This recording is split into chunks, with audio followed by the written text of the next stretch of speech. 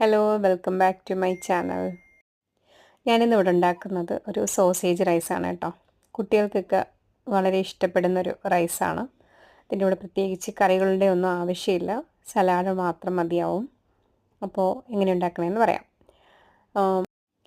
ഞാനിവിടെ കുക്കറിലാണ് കേട്ടോ റൈസ് ഉണ്ടാക്കുന്നത്. അതിന് വേണ്ടിയിട്ട് കുക്കറിലോട്ട് കുറച്ച് നെയ്യ് ഒഴിച്ചു കൊടുക്കാം. എന്നിട്ട് സവാള ഇട്ട് പിന്നെ അതിലോട്ട് കറുകപ്പട്ട, തക്കോലം, പെരിഞ്ജീരകം, ഗ്രാമ്പൂ എല്ലാം കൂടി ഇട്ടിട്ട് ഒന്ന് വഴറ്റിയതിന് ശേഷം അതിലോട്ട് സോസേജ് ആഡ് ചെയ്ത് കൊടുക്കാം. പിന്നെ ഞാൻ ഇതിലൊരു മാഗി ക്യൂബ് ഇട്ട് കൊടുക്കുന്നുണ്ട്.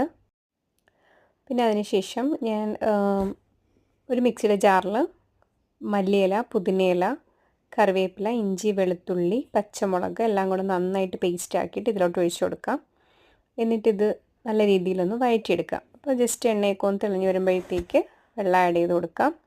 ഞാനിവിടെ 1.5 കപ്പ് ബസ്മതി റൈസാണ് എടുത്തിട്ടുള്ളത്. 1.5 കപ്പിന് ഞാനിവിടെ 2.5 കപ്പ് വെള്ളമാണ് ആഡ് ചെയ്ത് കൊടുക്കുന്നത്. കാരണം ഞാനൊരു അരമണിക്കൂർ കുതിർക്കുന്നുണ്ടായിരുന്ന അരി, അതുകൊണ്ടാണ് അങ്ങനെ ചെയ്യുന്നത്. പിന്നെ ഞാനിതിൽ പ്രത്യേകിച്ച് സ്പൈസി ഒന്നും ആഡ് ചെയ്യുന്നില്ല. ഇതിൽ കുരുമുളകും പെരിഞ്ജീരകവും മാത്രം, പെരിഞ്ജീരകം അല്ല ഗരം മസാലപ്പൊടി, അതും മാത്രമാണ് ആഡ് ചെയ്ത് കൊടുക്കുന്നത് കേട്ടോ. പിന്നെ എരിവ് ഉള്ളവർക്ക് വേണമെങ്കിൽ മുളക് പൊടി ലൈറ്റായിട്ട് ഇട്ട് കൊടുക്കാം.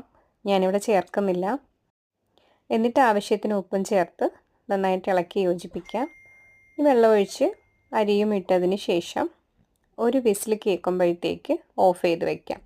ഞാൻ കുറച്ച് വെളിച്ചെണ്ണയും പിന്നെ ഒരു സ്പൂൺ വിനാഗിരിയും ഒഴിച്ചു കൊടുക്കുന്നുണ്ട്. ചോറ് നല്ല സോഫ്റ്റായിട്ട് കിട്ടാനും പരസ്പരം ഒട്ടിപ്പിടിക്കാണ്ട് കിട്ടുകയും ചെയ്യും അങ്ങനെ ചെയ്യുമ്പോഴത്തേക്ക്. പിന്നെ ഒരു വിസിൽ കേട്ടതിന് ശേഷം ഓഫ് ചെയ്തിട്ട് ഒരു 5-10 മിനിറ്റ് കഴിഞ്ഞിട്ട് തുറന്ന് നോക്കിയാൽ മതി. അപ്പോഴത്തേക്ക് നല്ല പരുവത്തിന് തന്നെ വെന്ത് കിട്ടും ചോറ്. വളരെ ടേസ്റ്റി ആയിട്ടുള്ളൊരു ചോറാണ് കേട്ടോ. അപ്പോൾ വീഡിയോ ഇഷ്ടപ്പെടുകയാണെന്നുണ്ടെങ്കിൽ ഒന്ന് സബ്സ്ക്രൈബ് ചെയ്യാനും ഷെയർ ചെയ്യാനും കമൻറ്റ് ചെയ്യാനും ലൈക്ക് ചെയ്യാനും മറക്കരുത്. Thanks for watching. Next video ആയിട്ട് വീണ്ടും കാണാം. Keep supporting.